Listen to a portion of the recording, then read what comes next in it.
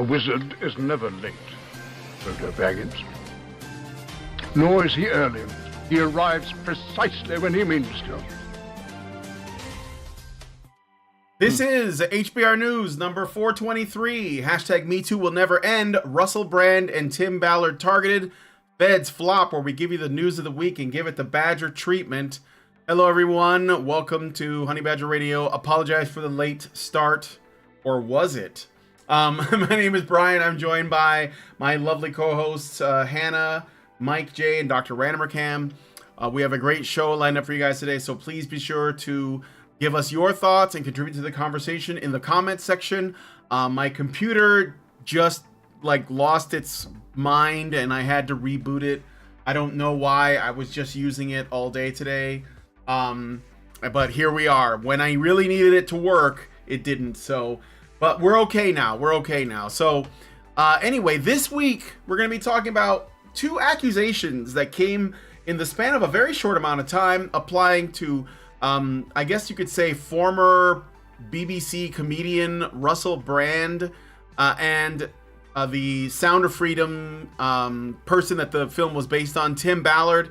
They're accused of all kinds of naughty things with women. There was also an acquittal of the men said that were involved with the plot to kidnap Michigan Governor Gretchen Whitmer and more. So stick around. It's going to be a good time. And be sure to join us afterwards for the patron-only show. So I got this article. I almost did this one last week, but I'm going to do it this week. It is from a website called thegamer.com, and it is entitled, "Stop Using Mods to Make Female Characters Prettier." And so basically... We're going to have to cut this off the show short for more reasons than one, because... Yes. So talk about that for more than half an hour. Unfortunately, the after show is going to be a little shorter, depending on how long it takes for us to get through the main show. The after show is usually an hour, but I'm going to have to be done before 9 because I have to go pick up the wife, and my computer apparently wasn't playing very nice. So anyway, this article is from Stacey Henley, and she is saying that Baldurs Gate 3 is the latest game to be beset by gamers deciding that every woman needs to be endlessly beautiful and always glamorous. So if you want to see what this angry thought pocket has to say about mods, then join us in the Patreon-only show. And to do that, you have to become a Badger. We're going to feedthebadger.com and setting up a monthly subscription. $5 a month will get you into our Discord. And if you give it higher levels, you'll be able to be a part of the actual discussion, just like Mike and Hannah and I are doing right now. So please consider, doing that. That would be great. And if you don't want to wake up one morning to find that we have been yeeted from the mainstream internet, then go to badgerfeed.com or honeybadgerradio.com. And that is where all of our stuff is, or lives, and you can find archives there. Also, shout out to the Rumble Gang. I wanted to say this on Monday, Rumble Gang. I figured out how to make custom animated GIFs as reactions as emotes. So definitely drop some of the custom. I've made a couple just to test it out. They're all JoJo ones, but they're great. But I will be adding more that are sort of more Honey Badgery to this. So be sure to have fun with those. And if you guys want to be able to play with the new emotes, you have to be watching us on Rumble. So go to rumble.com, and our channel is called HB Radio there. All right, so with all of that out of the way, let us get into the stories. Oh shit, I gotta get my script because I rebooted my computer and I don't have it. Hold on, just give me a second. We're gonna be talking about Russell Brand. I have the stuff here. Let me just get the write-ups opened. I apologize for the delay. This is number 423. God, my computer is I'm so mad at it. I'm so mad at my computer right now. We are fighting, okay? We are fighting. So, mainstream media has abruptly, let me just show you guys the article. I know everybody's been talking about this story. Mainstream media has abruptly and aggressively Me Too'd Russell Brand. Three British news organizations reported that the comedian and social influencer had been accused of rape, sexual assault, and emotional abuse from 4 women who knew Brand in the 2000s. The women told their stories after being prompted by reporters, presumably from the 3 news organizations. Through the Sunday Times, the Times of London, and Channel 4's dispatches. Some cited Brand's newfound prominence as an online wellness influencer as a factor in their decision to speak, according to AP. Wellness influencer. Wellness influencer. It's That's not all he's talked about. He's talked about the things you're not allowed to talk about. Wellness is, I mean, the fucking wokerati love wellness because it means nothing. Well, this is what I don't think he still does this, or maybe he does, but that I remember. I mean, I'm still doing the write up. I should finish it, but I remember them when Brand moved to social media. He was, you know, like he was a darling of the left. Let's just be honest. He was a darling of the left. He was like pro-socialism. He was like all about, you know, corporations, greed, and all of that. And then something happened in 2020, and he suddenly made a discovery and decided to talk about that. And all of a sudden, he wasn't their favorite person anymore. So, but let me finish the write-up here. So, and just like that, Brand's main source of influence, his YouTube channel with 6 million subscribers, was demonetized by YouTube this week for violating, quote, creator responsibility policy, end quote. Brand has suggested that this has been a coordinated attack to discredit his views, especially after he expressed skepticism about COVID vaccines and interviewing controversial people like Joe Rogan. Brand denied the allegations before the stories were published after receiving 2 extremely disturbing letters, this is according to the mainstream television, from an unnamed mainstream television company and newspaper. Quote, amidst this litany of astonishing, rather baroque attacks are some very serious allegations that I absolutely refute, Brand said. I can't do the Brand kind of Essex accent, you know, that he has. It's an Essex thing, right? Do you want me to? Can you read it? If you want to, yeah, do it. These allegations pertain to the time when I was working in the mainstream, when I was in the newspapers all the time, when I was in the movies, and I have written, and as I've written about extensively in my bookie wookie, I was very, very promiscuous. All right. Yeah. And I think there's more, he adds. So, now, yeah, go ahead. Yeah, there's like 2 more paragraphs. There's like 2 little paragraphs. Go ahead. Now, during that time of promiscuity, the relationships I had were absolutely always consensual. He added.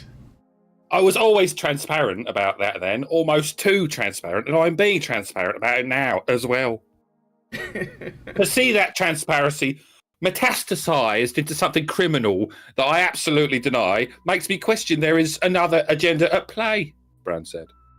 In a BBC breaking news segment, a reporter standing in front of the New Scotland Yard Metropolitan Police building reported on the YouTube demonetization and bemoaned the fact that Brand may still may get paid promotions. It's I gotta point out, they made sure to have this reporter reporting the story in front of Scotland Yard, even though being at Scotland Yard has nothing to do with this. So this is how subtle or not their suggestions about Brand's behavior is. They report that the Metropolitan Police has not named Russell Brand, but say a woman has come forward to make an allegation of sexual assault in 2003. I mean, to be fair, he is a feminist, a male one, which comes with some connotations. Obviously, that doesn't prove anything. It's not even evidence of anything. It just doesn't work well in his favor for anyone who's aware of these patterns. Just to be clear, I'm not saying I think he's a rapist. I don't. But he does seem like a bit of a sex pest. And sex pests are very often drawn to ideologies that might offer them salvation from their sex pestery. Sex pestilence, let's call it. And yes, I understand he's since made efforts to reform his behavior and his lifestyle, as one often does, as one approaches middle age and beyond. But has he reformed his feminist ideology, is what I want to know. Because this would be a really pertinent time to do so. Better late than never to admit that you were wrong. And that doesn't mean apologizing, it means just admitting you were wrong. They're not the same. You never need to apologize for anything, just admit you were wrong, as and when you were wrong, and don't do it again. Again, I'm not talking about any sexual matters. I'm talking about the ideological matter. You may have noticed, Russell, that you've spoken out against all manner of media narratives, particularly the web of lies regarding the COOF and the lethal injections. And it's pretty obvious that that's why they're going after you, but it's not how they're going after you. There appears to be no mechanism for prosecuting you because of truths you've told that the government and their smear merchant media machines would rather you didn't tell. They can persecute you for it, but they can't prosecute you for it. No matter how much the general public gets triggered by certain medical realities, it can't be the basis for pressing charges against you. So if they really want to put you away, they break out the nuclear option. You hurt women. They just need to find one woman who, for whatever reason, and at any point in the timeline, is willing to cry rape or even sexual assault. And wham bam, thank you, ma'am, it's off to jail with you. It's exactly what happened with Julian Assange 13 years ago. It was one of my earliest and most profound red pill moments. Julian Assange was beloved by all manner of, anti-establishment activists who nevertheless turned on a dime and went, I appreciate the investigative journalism he's done, but I can't support him because he did rape that woman. And I'm like, what? How do you know? What do you mean, how do we know? What do you hate women? Are you a rapist? Hey, everybody, this guy wants to rape women just like Julian Assange raped women. No matter who you are or what you do, if you're a man and you get accused by a woman, millions of people's brains will just switch off and they will never trust you again. Among those people are the judges and juries and police forces who proceed to throw you in prison, or in Assange's case, house arrest in an embassy for decades while you slowly rot away and lose your grip on reality. And so, Russell, if there is any media narrative you need to be opposing, it's this one, the feminist narrative. It's not just how they smear you based on lies. It's not just how they get you fired based on lies. It's how they have you kidnapped and caged for the rest of your short life based on lies. See, everything else, the race baiting, the globalism, the troonery, the medical tyranny, they're all just the sentinels. They're the lookouts. Feminism is the attack dog. It's the pack of bloodhounds that tracks you down and rips out your throat. And furthermore, Russell, it's not just the sword that's falling on you. It's the reason you got into this mess in the first place, because you worship women. You were not just addicted to sex. You were not just treating your loneliness. You were addicted to women because you saw them as superior beings. And if you still do, you've learned nothing. If you haven't denounced your ideological gynocentrism and reformed yourself away from it, then you are still growing the seeds of the poison ivy that is currently strangling you. And that goes for everyone else who still hasn't snapped out of this. It's all happening because our civilization is abandoning freedom for the sake of the illusion of protection. And if you don't think that's a direct result of gynocentrism, I don't know what to tell you. It's just as well that you're not listening to us anyway, whoever you are. Thank you for not listening to us, for not making us famous. If we were famous, we'd all be in prison by now. Yeah, at some point, at some point, the public is going to have to figure out, just from the pattern, right? We have political debate, political controversy, and immediate round of sexual misconduct allegations. Political controversy 2, immediate round of sexual misconduct allegations. And it's not something that you can say, well, this is just what the Democrats do, because I know there's Republicans out there going, well, this is just what the Democrats do.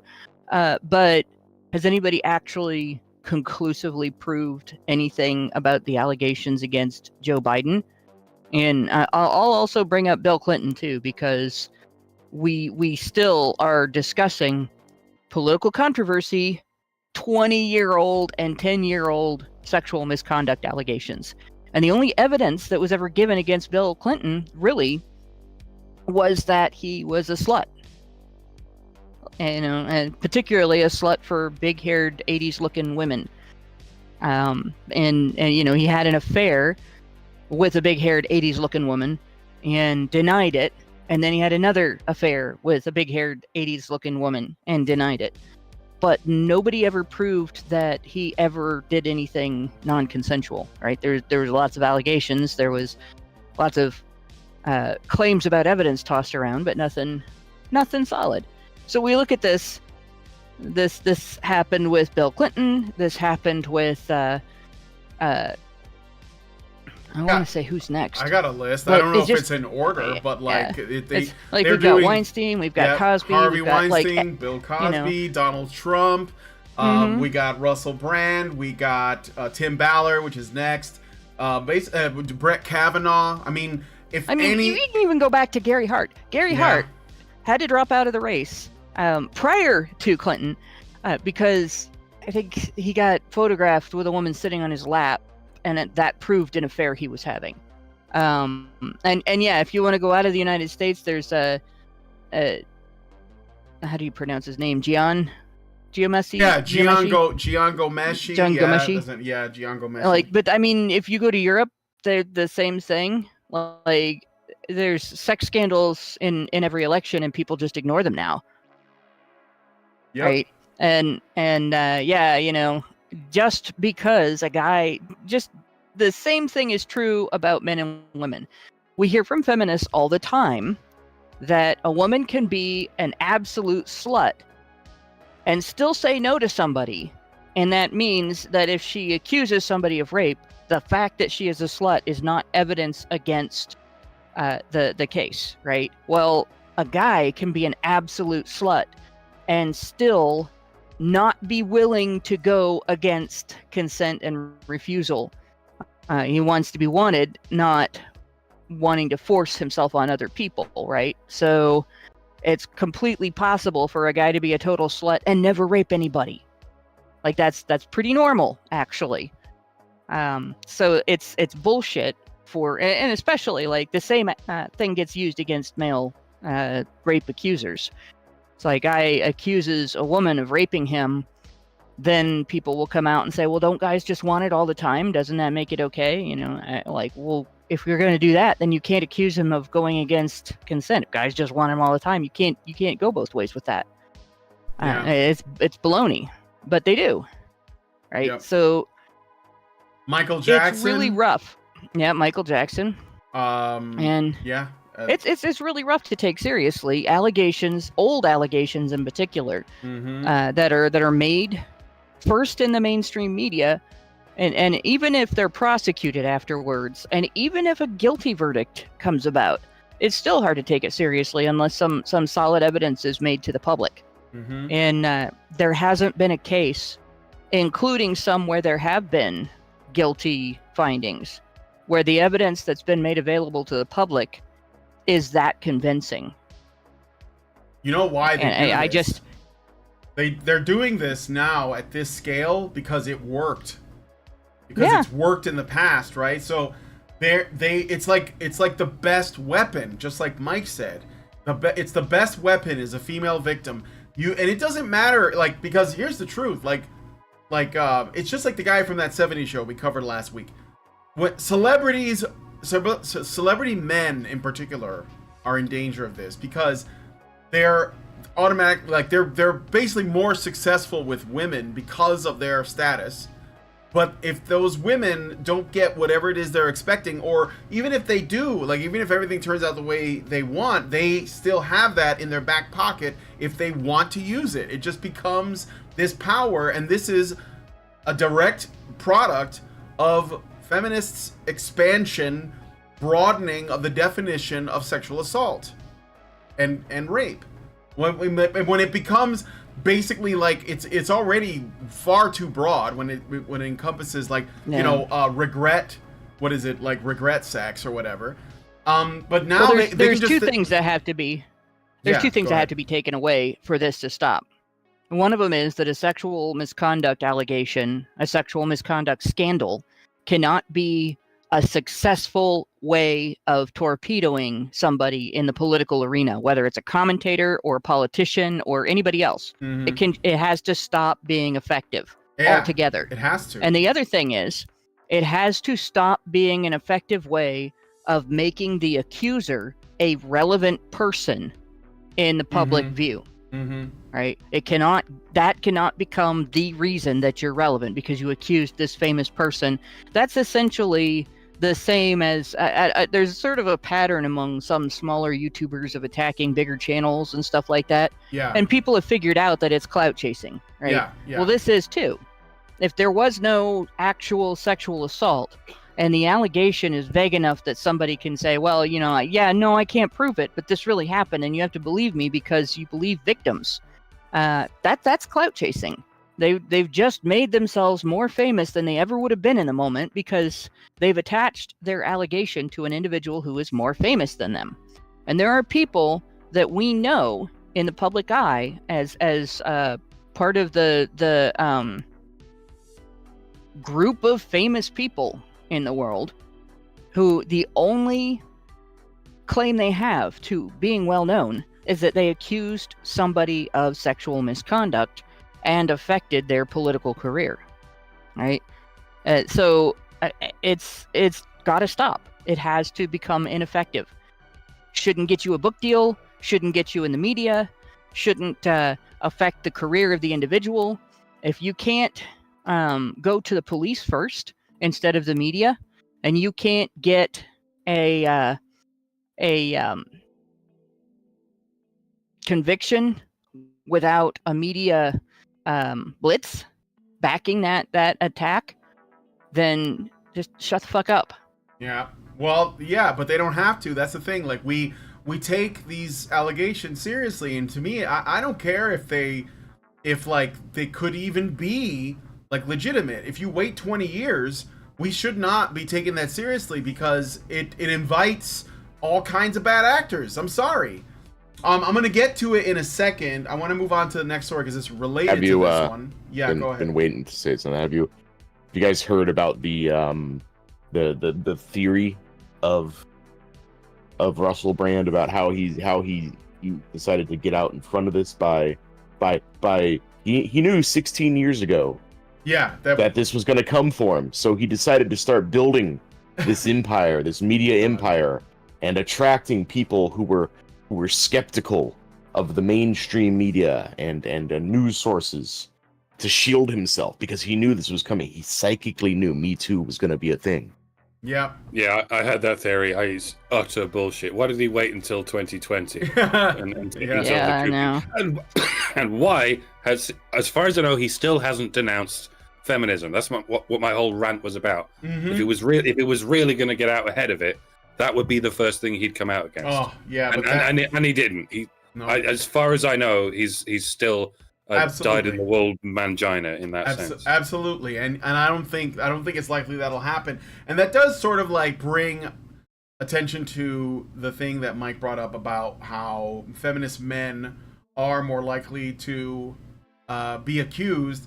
And part of it is because they think that being feminist men means that they're I don't want to say entitled because I hate that, but like they have advantage, I guess, over regular men. Like, oh well, I'm really, like it's going to be a useful tool for them, right? But I mean, there's another thing that goes along with that too. I don't think his male feminism is what got him laid. I think it was him being Russell Brand, the famous guy.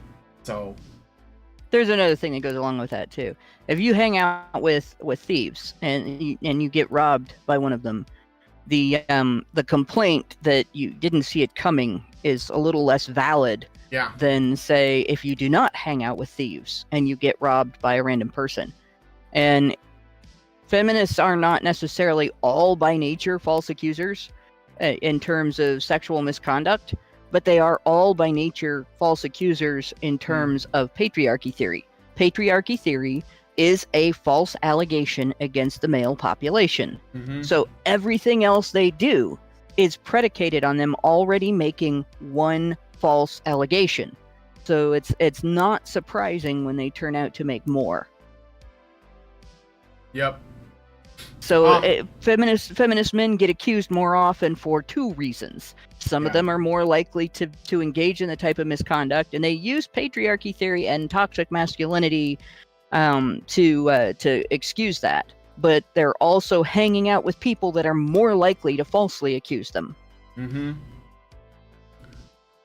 There was a bit of a conspiracy theory I'm gonna throw out there. So as far as the Alligate, like the person making the allegation, there's no name, there's no face, no pictures, no nothing. There is an audio recording, but there's a YouTube channel called Better Bachelor. The guy's like a MGTOW guy, and he's talked about this before. He was very angry, and I think justifiably so, because, you know, Me Too allegations, like I called this Me Too will never end, because they're gonna keep using this forever because it works occasionally. So why not make it a primary weapon? And it's only because we accept the terms, which are basically like, it doesn't matter how long ago, it doesn't matter if we don't know her name, it doesn't matter if no one remembers it, none of those things matter. What matters is that, you know, her tears say more than any evidence could possibly show, or whatever. And the recording, I listened to it, I don't have it in front of me, unfortunately, but Better Bachelor thinks it's AI generated. Now, I know that sounds crazy, and Russell has gotten out in front of it, but he probably doesn't remember who it was, because he was probably crushing all kinds of ass, because he was really promiscuous, right? And this he was probably on drugs too. Or yeah, and also on drugs, which also I think, which if he was a woman would negate his consent. Yeah, it would, but he's not a woman, so he has all the consent. In fact, he has everyone's consent. But this also brings about the other thing that I think, which is that, like, you know, guys, if you're, no matter, like, if you attract women, be very, very, very careful. Like, you know, no matter how easy it appears to be, I think this promiscuity stuff, we're not living in an age where that's practical. Like, it's just not. Like, this is just too dangerous. So, you know, Russell Brand probably thought he was immune, or he wasn't thinking about it. And so he was like, I'm living in the moment. And he did that, and now he's, you know, suffering. And I don't think it's fair. I think that, you know, we should have things like due process, obviously, statute of limitations. If it's been 20 years, how can you prove it? I mean, they put what's his name away for what, 30 years? Like, he's done. Like the guy from that 70s show, he's done. I think it's absolutely unjust. I don't even care what the conditions are. It's ridiculous. But because that worked, then women could come forward anywhere, especially if it's like somebody like Robert Downey Jr., who probably has like a decade-long, like, you know, blackout of his memory where he doesn't know what he was doing because he was on so many drugs. So if a woman decides, I think I just want all of his money, or I just want him to go to jail, or I just want to become famous, they can just make an allegation. So, like, that, you know, that has to go. So, you know, I think that men have to protect themselves. That's the first thing. And I hope that, you know, Russell Brand, like, manages to, I don't know, get out of this, but I also really hope he learns something, like Mike said, because this is not going away. There's going to be more and more of these. I think that, you know, these things happen in threes. You know, when celebrities die, there's usually 3 that happen in a row, you know. I think that it's going to be the same. I think that there could be a third allegation or more. I mean, Trump's been, you know, accused of shit a billion times. You think it's because he's likely to do that? No, it's because he's an opponent. They didn't do this to Russell Brand when he was a male feminist working for the man. But now that he's doing his own thing, all of a sudden, he's a monster. So, you know, unacceptable. Okay. Anybody else have any final thoughts on this story? Nope. Okay. So I got a super chow. And then, but I think that's it. So I got a super chow from Meredith the Top G. Meredith G, thank you. And she gives us $5 and says, HBR News 423. Well, being falsely accused is one motivation to turn against feminism, but people can be very stupid about this stuff. Yeah, I don't think he's probably gonna take responsibility, in fact, in some capacity. Did you know the TV program that is going after Brand was responsible for the regime change in Iran and Ethiopia that has contributed to millions of deaths? So no one should be surprised about this hit piece. Did Brand call those people out? I don't watch his show. I didn't really watch his show. Because, like, I was watching people talking about the COVID stuff for a while.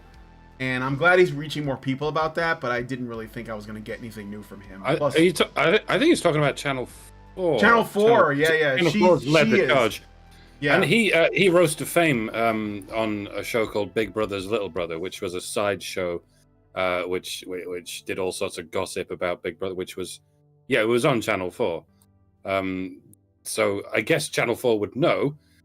They would even know about the allegations all of 15 years ago, when he was working there, and I guess they sat on it like the BBC sat on Jimmy Savile. If any of this is true, so even if it's true, Channel 4 is still in a very sus position, and even more so if it's not true. And I don't think it's true. And it's saying that Channel 4 is sus is like saying the sun's going to come up tomorrow. Yeah, fuck Channel 4. Okay, so I think that's it. Thank you, Meredith, for the Super Chow. You guys can always send them Super Chats through YouTube, Rumble Rants through Rumble, or Super Chows over at feedthebadger.com/justthetip. And we will be sure to, we always prioritize the Super Chows over the Rumble Rants, and then the Super Chats come last. So anyway, we're going to move on to the next story. Let us know what you guys think about Russell Brand's situation in the comments. Okay, for some reason these images didn't load, but I got the next one up here. So we're going to be talking about Tim Ballard. I learned about this today. So former Homeland Security Special Agent Tim Ballard, who is the inspiration behind the movie Sound of Freedom, is facing allegations of sexual misconduct involving 7 women. According to Vice News, because, Vice News is the pinnacle of journalism, Ballard, who founded the anti-child trafficking organization Operation Underground Railroad, allegedly invited women to pose as his wife during undercover missions to rescue trafficking victims. The accusations include sending explicit photos to one woman and asking another how far she was willing to go to save children. Ballard's profile recently rose with the release of Sound of Freedom, where he is portrayed by Jim Caviezel. He has also been considering a run for Senate. The Church of Jesus Christ of Latter-day Saints has severed ties with him over his morally unacceptable behavior. In response to the allegations, OUR, which is his organization, the Operation Underground Railroad, stated that Tim Ballard resigned from the organization in June of 2023. They are conducting an independent investigation into the allegations and are committed to combating sexual abuse and harassment. This is according to them. They are confident in their mission to combat sex trafficking and save children. So they're still. So I'll let you guys respond. Is that it? First. Is those are those the two? Are there other things, or are those just the biggest two? I think those are the biggest thing. Those are the biggest two things. Yeah. Because I'm gonna admit this is the first I've heard about any of this. Mm-hmm. And like, if those are the biggest things, I mean, they sound so like, well, okay, yeah, we're gonna go and get into something. We're gonna, have to maybe deal with some really uncomfortable stuff in this mission here. Yeah.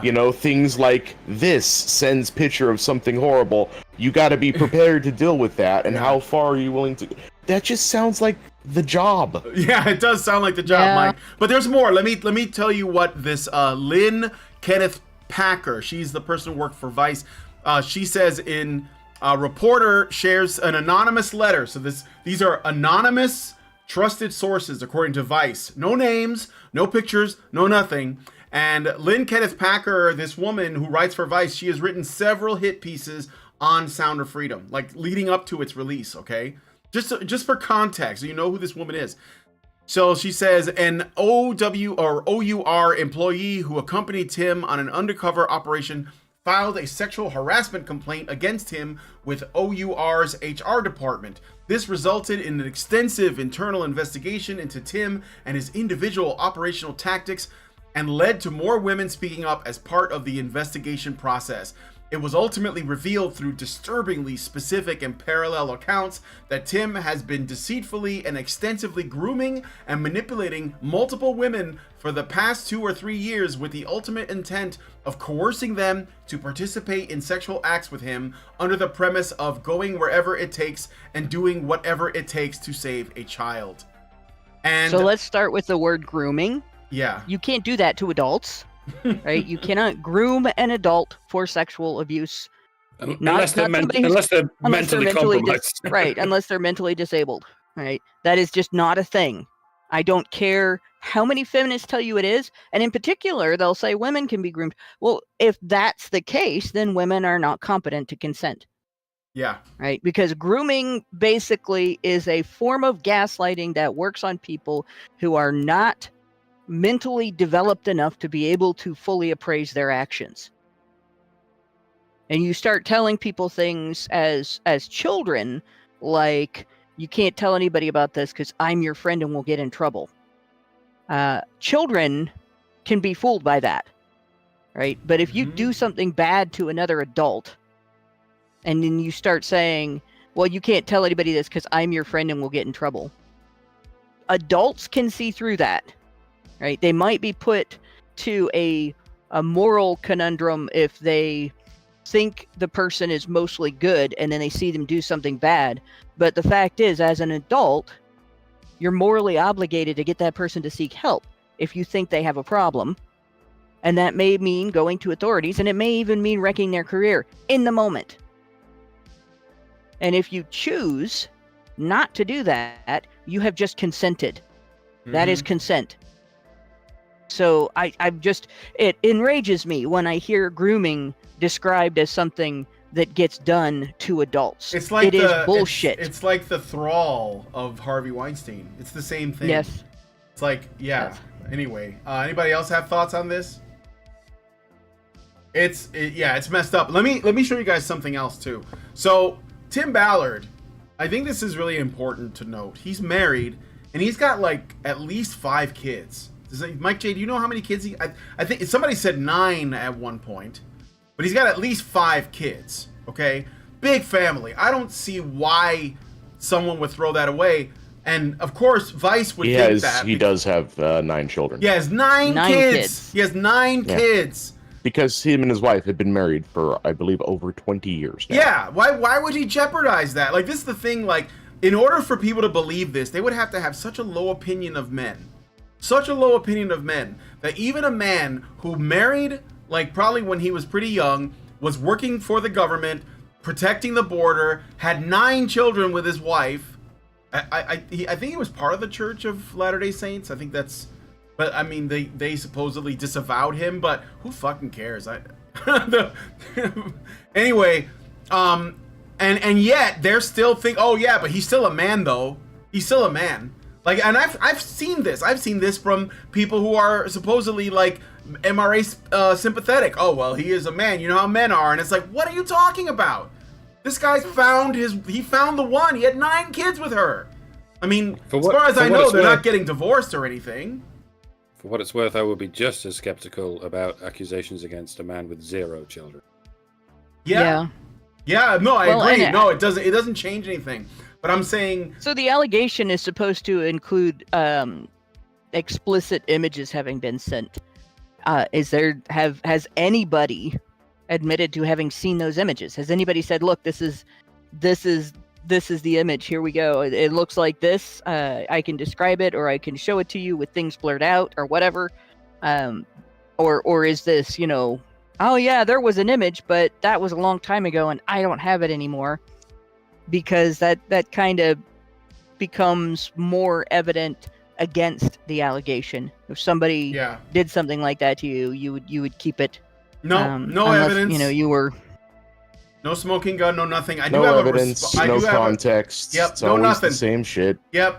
I do have a response from Ballard. He said through the Spear Fund, quote, "As with all of the assaults on my character and integrity over many years, the latest tabloid-driven sexual allegations are false. They are baseless inventions designed to destroy me and the movement we have built to end the trafficking and exploitation of vulnerable children." He also stated, "During my time at OUR, I designed strict guidelines for myself and our operators in the field. Sexual contact was prohibited, and I led by example. Given our meticulous attention to this issue, any suggestion of inappropriate sexual contact is categorically false." So he's certain that this is just not true. He's very confident, and I again, who knows the truth, but they are not giving us any evidence, and Vice magazine is not exactly the most reputable source. Let's be real. So that denial is interesting, because it's not just a denial. It's a way of reminding the people who accused him, because if there was a system in place like that, there's probably also a means of bringing forth witnesses to that system or documentation of that system. And if that's the case, it's going to make their allegations look really stupid. Yeah. I have one more thing. I want you guys to join me. I just shared my screen. So Rose McGowan made a statement about the Russell Brand thing. And I wanted to play a little bit of this. I could play the whole thing. It's like 2 minutes. But I think I wanted to play this after the Tim Ballard story because to me, they're related. Like, it's basically like same weapons used on two pretty different dudes, you know? But dudes, nonetheless, are an obstacle. They're an obstacle they are trouble for certain people. So let's hear Rose McGowan's response to Russell Brand. Are you guys in here? Can you guys see this? Well, it says the stream has ended, but yeah. Oh, no. What do you mean the stream has ended?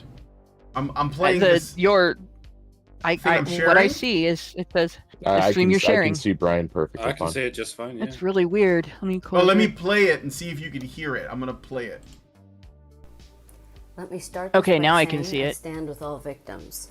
I think what's being done right now in the Russell Brand case with The Guardian and the other news outlets is part of a concerted effort to turn the public in general against anybody who comes out. And one of the reasons and ways they're doing this is a concerted effort to bend journalistic rules that have always been in place, such as having to be on the record with who you are and what your name is in order to accuse. I didn't make these rules. These are the rules. They were the rules. So there's something very strange going on when these rules are being bent in order to push a narrative. It's almost like Icarus flew too close to the sun. He's a low-lying fish and not one of the truly powerful, so he can be thrown to the wolves.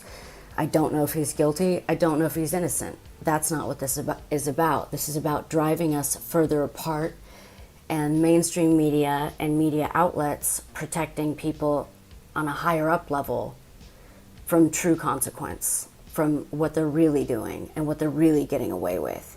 And the real losers in this are actual victims. I am sorry and hurt for anybody who's been hurt. But this narrative and the way it's being done is just pushing this culture war, pushing us farther apart, and pushing any gains gotten by people believing accusers to the edge. And this is a way to have us not be believed. This is not the way the reporting is done. You have to go on the record. It has always been that way. I didn't make it so. It didn't make me happy to have to do so. Neither did it make others happy to have to do so. But to blindly and anonymously accuse, none of these high-level journalistic outlets would have ever let this be published before. So I have to ask why? Why now? What is the true narrative they're pushing? All right. The true narrative they're making a victim of Russell Brand, is what they're doing, which it pisses me off that Rose, like so many of these broken clocks, they always frame the victims. A victim means someone who's been sexually assaulted. She can't acknowledge the idea that there's a different kind of victim. Yep. Someone who's falsely accused of sexual misconduct. And that's where I was hoping she would go with this when she first started talking about victims. Nope. No. It's interesting, right? Like this is the same thing with Mila Kunis and Ashton Kutcher last week. They it's like they come forward and they have to be like, we believe victims. Like they have to say that. And when she says, and Rose is like, I can't understand why this is being used this way. What are you talking about, bitch? This is how it's been used. Like this is, maybe Rose's experience is real, whatever. But it's been weaponized against men and anyone they want to destroy for 10 years now or longer? I mean, this goes way back. I'm just blown away that she's like, oh, I can't. This seems to be irresponsibly wielded like some kind of weapon against men. No shit. Anyway, I'm sorry, Hannah. Go ahead. Well, there's a thing with her, because I remember reading about her experience, and she basically did something that she didn't like, but didn't say no to. Mm-hmm. And yeah, then that's what Me and Too then is. treated it as a non-consensual thing, right? Mm-hmm.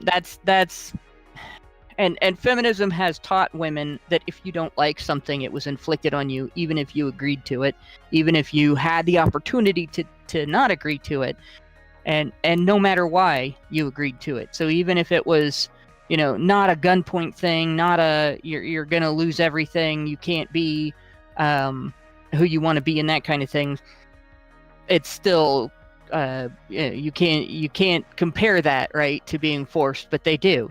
Mm-hmm. And at the same time, you have this situation where people don't recognize what happens to the falsely accused.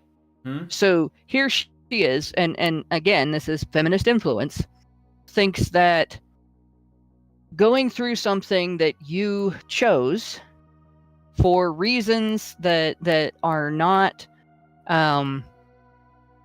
coercive. They might be compelling, but not compelling to the degree that you're going to starve to death or otherwise die if you say no, right? You don't lose everything in your life if you say no. And that experience is somehow worse than going to jail, than being threatened with jail, than having your reputation ruined, than having people you love turn against you because they believe your accuser, than the medical issues that come up from the stress of an investigation. I know falsely accused men who have post-traumatic stress disorder from their experiences with false allegations. Right? So apparently doing something that you didn't like to get something that you really wanted is a worse experience than one that gives you PTSD. And that's the narrative now. Oh yeah, and there have been suicides over false allegations. Yes, there have been suicides, and there have been guys murdered by people in response to false allegations. So I don't know any stories of any false accusers that have been murdered because they made a false allegation. But there's definitely been plenty of so yes, the falsely accused are victims. You know what I think? I've been attacked on Twitter for saying that. You know what I think? The reason why Rose is not like taking a long hard look at herself about this whole thing, she needs the ability to accuse, and she's afraid that if enough liars come out and make false allegations or unprovable allegations, then the Me Too movement is going to lose its credibility. Women are going to be, it's going to be like the boy who cried wolf. And I think that she's concerned because she wants, she wants women to keep making accusations, but she wants them to be only the women that are honest. like women can't lie. The hard part is,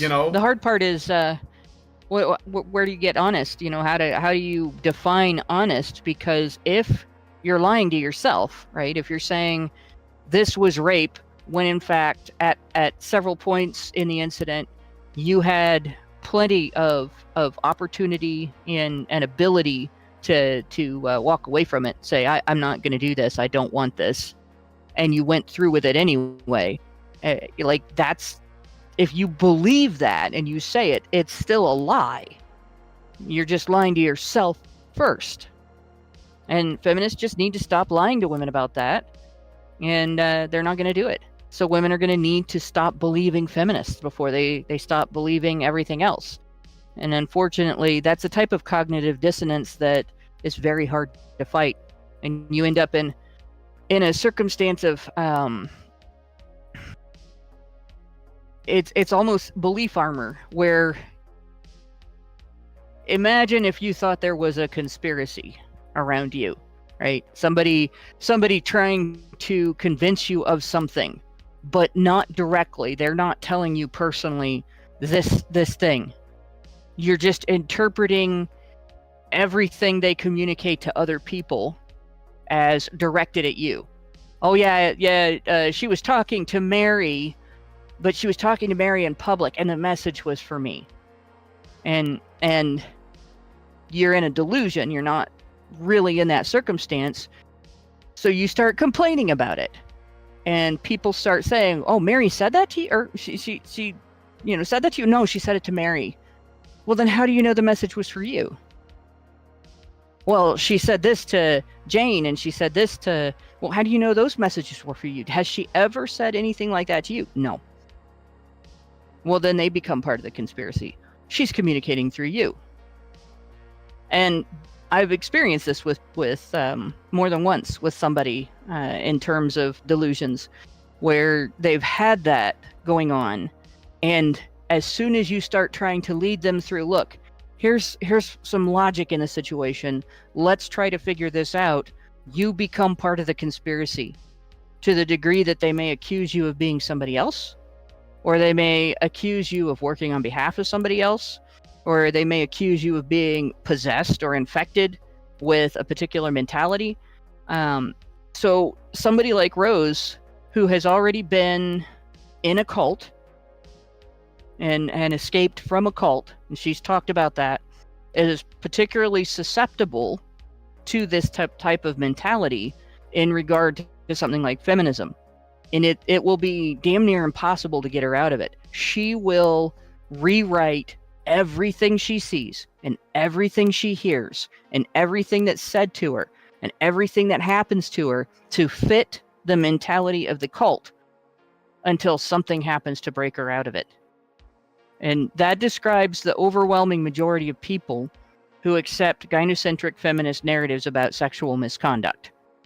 But people like Rose, to the umpteenth degree, like, she can't escape this without a catalyst to break the hypnosis.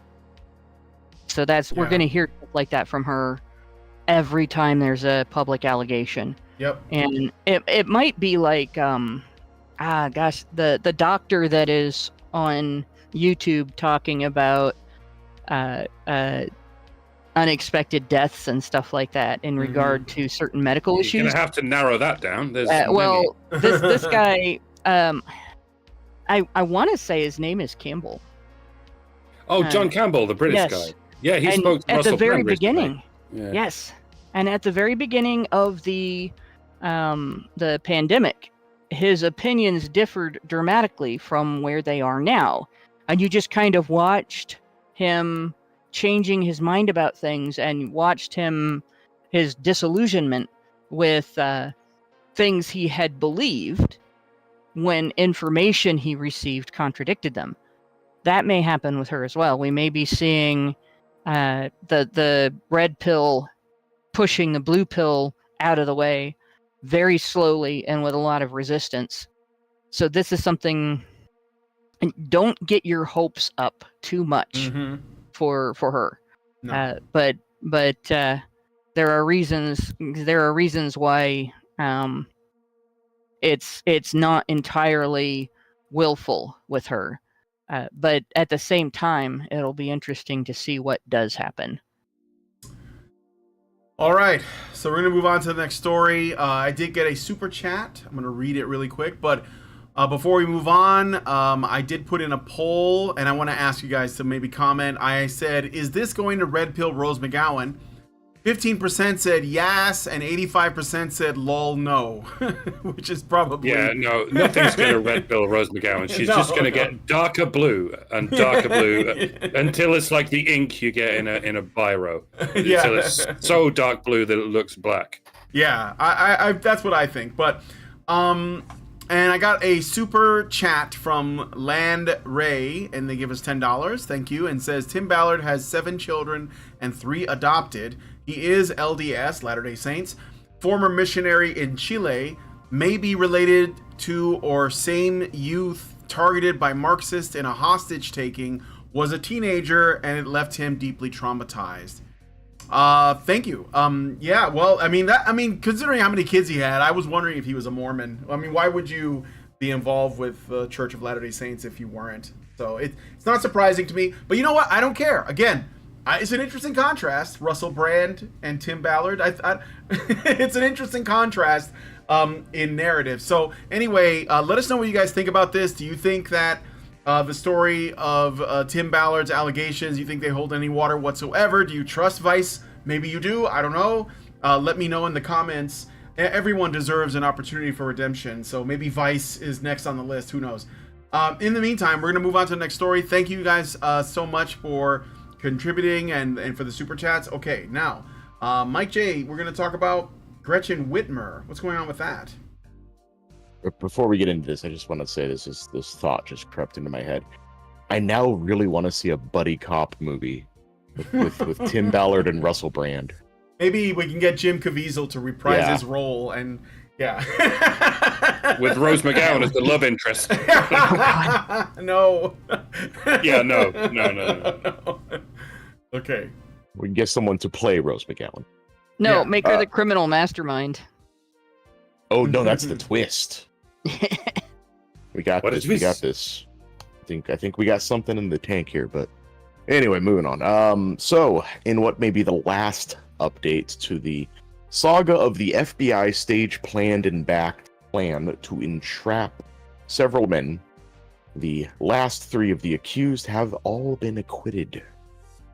Over 3 years ago in 2020 in North Michigan, a small group of men, most of which were either undercover FBI or FBI informants, were arrested as part of a plot to kidnap Governor Gretchen Whitmer.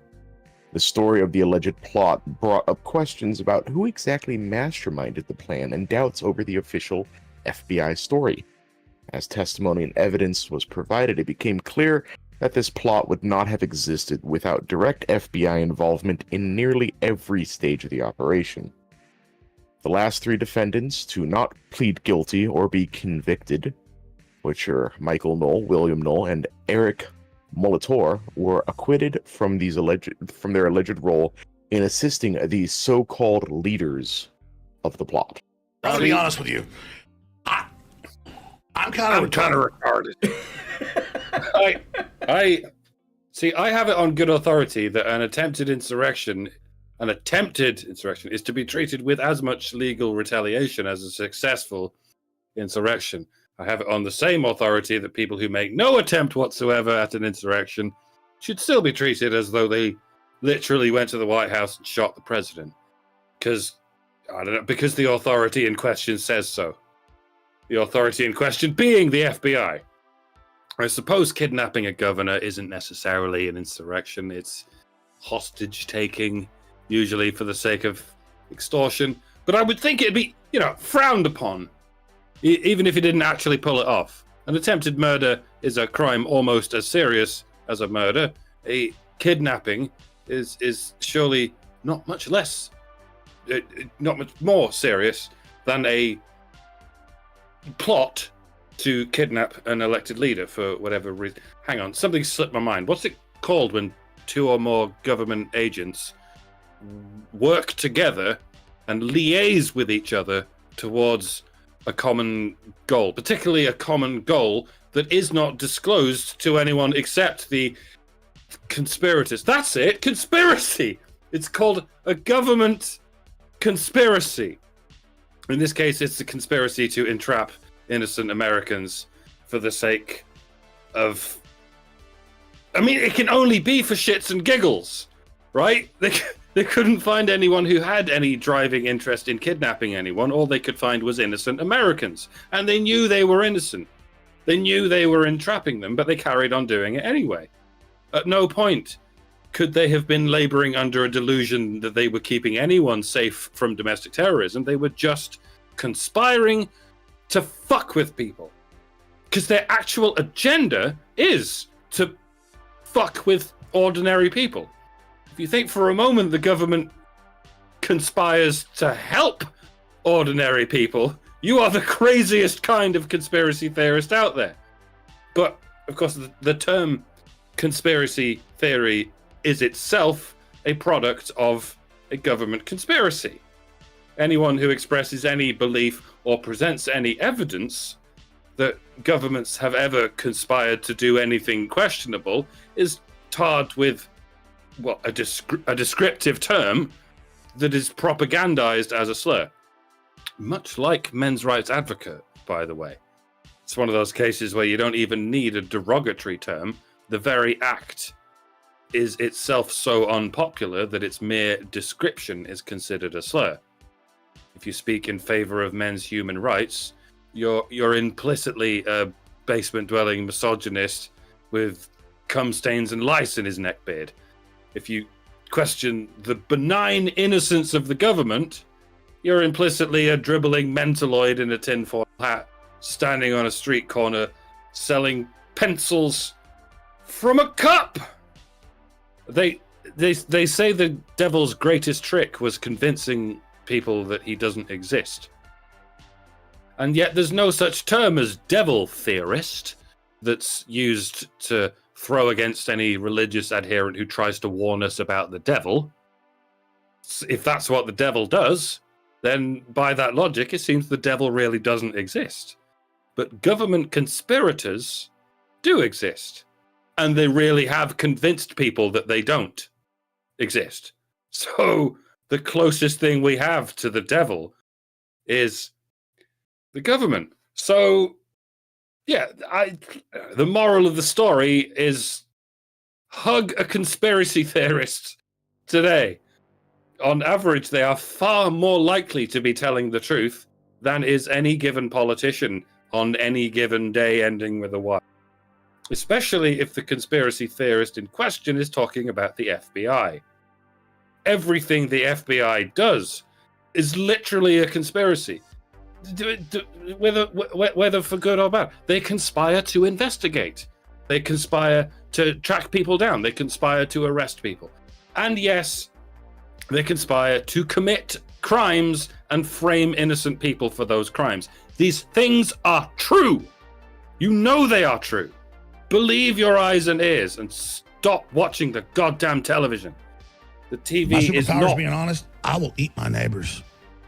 I will eat your leftist ass like corn on the cob. I'm ready.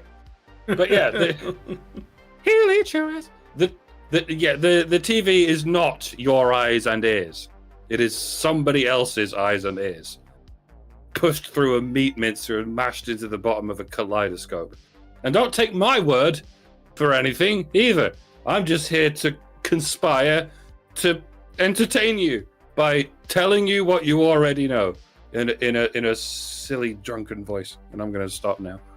That's okay. I'm about to piss off people who think that feminism was ever a good thing by pointing out that when we were young at Honey Badger Radio, clear back when we were on it's not Blogspot. Gosh darn it, the radio, internet radio. Blog Talk. Yeah, Blog Talk. Yeah.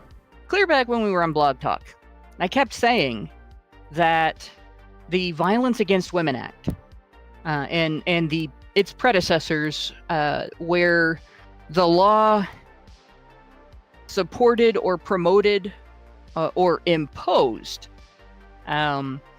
training from the Duluth model, basically based on the Duluth model for law enforcement, for judges, for prosecutors, for every aspect of the criminal injustice system. Like, that was the wedge. Feminism was the wedge between the citizen and the citizen's right to due process when accused of a crime. Right? That's what that was. And when you go back to drug prohibition, and when you go back to alcohol prohibition, even at the beginning of the 20th century, we had the same thing going on with gynocentrism that was largely feminist based. It had the same man bad, woman victim narrative. We had to ban alcohol because drunken husbands would come home and beat their wives if we didn't, right? Even though that was not true. It didn't matter that it was not true. There were cartoon images of drunken husbands coming home and beating their wives, and therefore nobody could have alcohol, and it worked. And we have the same issue with drugs. Drugs lead to abuse of women. Drugs lead to women getting raped. Blah blah blah blah blah. Right? That was a big part of the narrative to get drugs banned as well. And the health issues that go along with drugs, that wasn't actually enough. Women are getting addicted. Women are this. Women are that. Right? Feminism.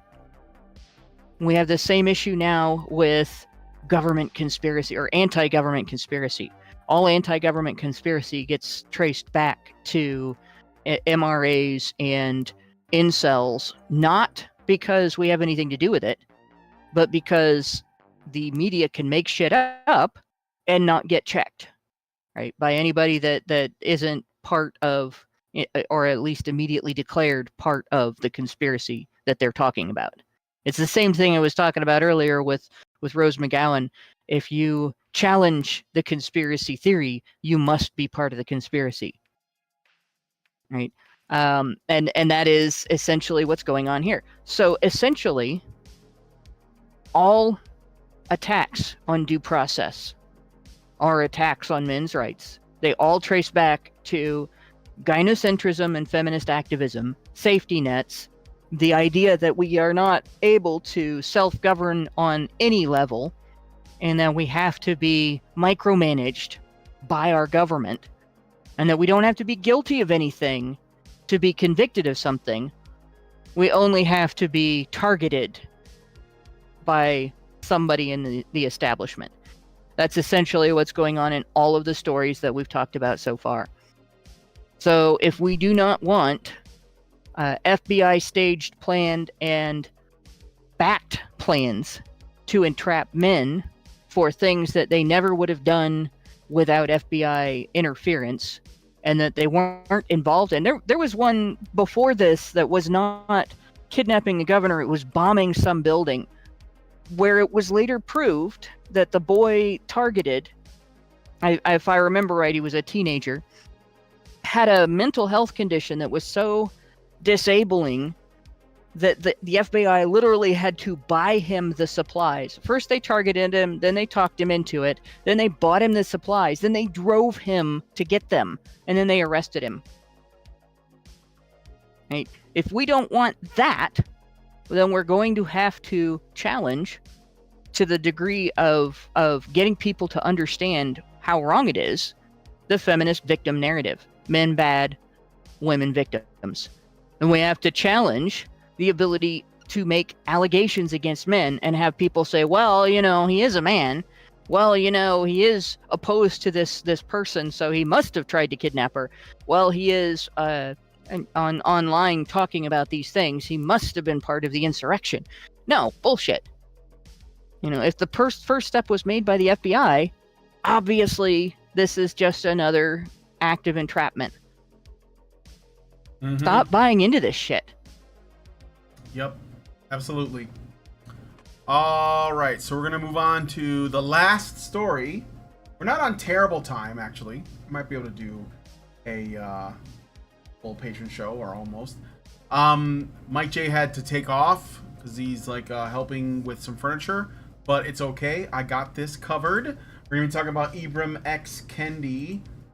You might know him as a famous race grifter. Woke activist Ibram X. Kendi's anti-racist research center, because, you know, we need one of those, at Boston University has laid off 15 to 20 staff members out of a total of 45 as it transitions to a fellowship model. Boston University confirmed the layoffs, and Vice President Rachel LaPaul Cavallaro stated that the center is evolving towards this new model, with Kendi remaining as the director. Former workers have accused the organization of being exploitative and poorly managed, painting a less diplomatic picture of Kendi's leadership. Some staff members claim that Kendi had too much power and mistreated those working for him. Derpa. Kendi had previously faced controversy for implying that white people should be discriminated against to address historical racial prejudice. The Anti-Racist Research Center was established at Boston University in 2020 during the nationwide protests over the police killing of George Floyd. Former and current staff members criticized the center's management and Kendi's authority. They highlighted issues such as a lack of structure and exploitative work conditions. I would also like to add, it's the death of George Floyd, not necessarily the killing of George Floyd. Ibram X. Kendi gained recognition for his book, How to Be an Anti-Racist, in 2019, which became popular during the 2020 movement for racial equality, put that in quotes. His hiring led to significant donations to Boston University to support the center and his work. However, his children's book, Anti-Racist Baby, has faced criticism for its approach to teaching children about critical race theory, which they're totally not teaching, actually. Kendi defended his books as a way to teach people, including children, to understand and address racism, emphasizing the importance of addressing racism from a young age. So, like, half of his staff been fired or quit or left or something. Is that only the white people he's fired? I mean, that would make sense, since he's given himself ideological permission to be racist against white people. To prevent discrimination against black people, we must discriminate against, or whatever it was. So if you're a white person and you got yourself a job under Ibram Kendi, expecting to be treated like a fellow human being, do put that shocked Pikachu face away. Or did he just not employ any white people in the first place? As illegal as that would be, it would certainly be in character for him. So, well, if he fired you, it's surely your own fault for being the white people of non-white people. Perhaps you're a black man, or a woman with a single drop of white blood. But perhaps you questioned the notion that a single drop of white blood makes you racist. Shame on you, white devil. I should even excuse myself from commenting on this, lest I too be called a racist. Is that? I don't know if any of this is what happened. His organization is far too shady for any information to come to the surface in the first place. Does anyone know? Nope. Didn't even care. He is a grifter, has been exposed as such. That's all I can say. And yeah, I mean, he's the one who coined, I think, the notion, the only remedy for past discrimination is present discrimination, and the only remedy for present discrimination is future discrimination. So there you go. This was kind of inevitable, right? Because if you look at all of the critical race theory, critical gender theory, all critical anything else theory that has to do with the social sciences, social issues, demographic issues, they all have the same circular reasoning.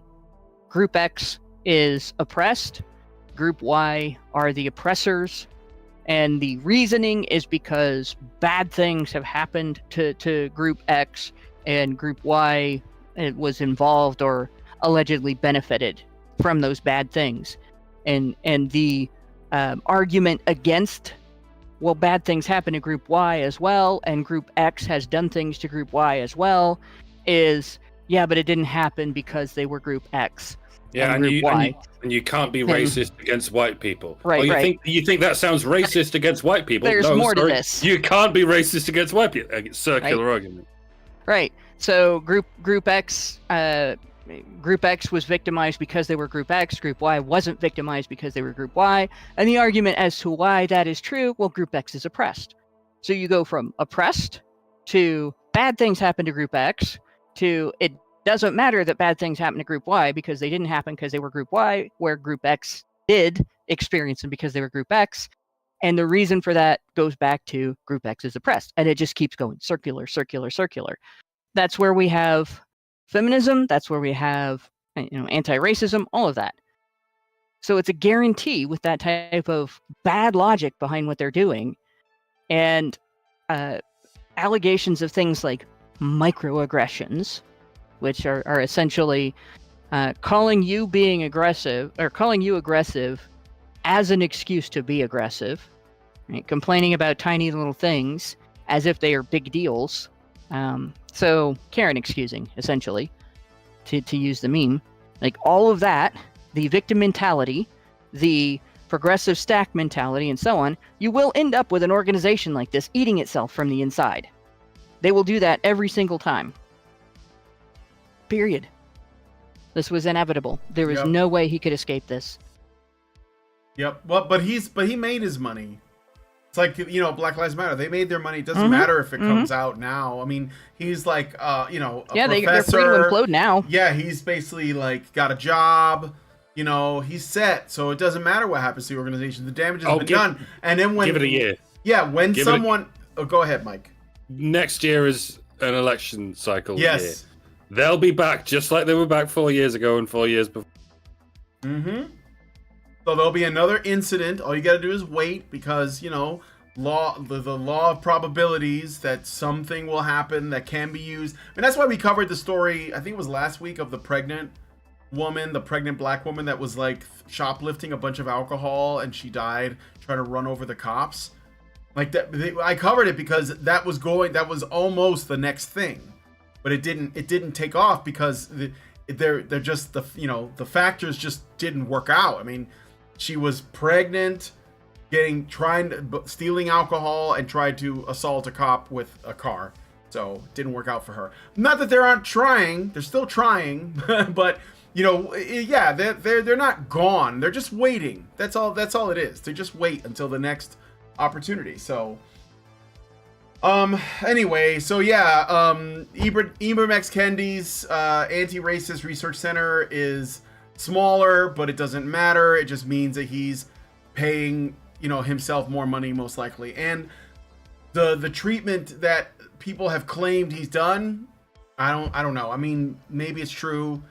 He's not being accused of anything illegal. I think it could just be sour grapes, or he is abusive. I can imagine that if you have such a low opinion of white people, then you probably have a very low opinion of basically everybody else, including... Well, and when your organization is Marxist, everybody's going to get mad at the boss. Mm-hmm. That's right, because it's always unfair in some way. So, anyway, that's the last story. So let us know what you guys think about this one in the comments. I guess now we're going to head into the patron show. I considering all of my technical problems, we're not on bad time at all. So I'm kind of happy about that. We're going to be looking at this article from thegamer.com. Stop using mods to make female characters prettier. Baldurs Gate 3 is the latest game to be beset by gamers deciding that every woman needs to be endlessly beautiful and always glamorous. We're going to get into it. I actually have been playing Baldurs Gate 3. This gives me an opportunity to plug my channel. I figured out how to create the Badgers. I have one for Hannah, one for Allison, one for Karen, and one for Mike. And we got a pet wolf, so I guess that's the Doge. And we're currently playing Baldurs Gate 3 with those characters. And so you should come see what we get up to when we're not doing the news show. Apparently we are raiding a goblin village next time I play. So anyway, yeah, so if you want to like have fun and hang out with us in there, go to Honey Badger Arcade and subscribe and check it out. I'll probably do a stream of Baldurs Gate 3, which is I'm calling Badgers Gate 3, either on Thursday or Saturday morning. Be on the lookout. Just subscribe over there. So, and I'm not doing Neverwinter Nights 2 right now because I got Badgers Gate 3 to work and it's a little bit prettier to look at, but I still have Neverwinter Nights 2. I might get back into that later. Anyway, with that out of the way, I hope I will see you guys there. But as far as this channel goes, if you like this video, please smash that like button, subscribe if you're not already subscribed, hit the bell for notifications, leave us a comment, let us know what you guys think about all the stories we discussed on the show today, and please, please, please share this video because sharing is caring. Thank you guys so much for coming on today's episode of HBR News, and we will talk to you all in the next video. Destroy the child.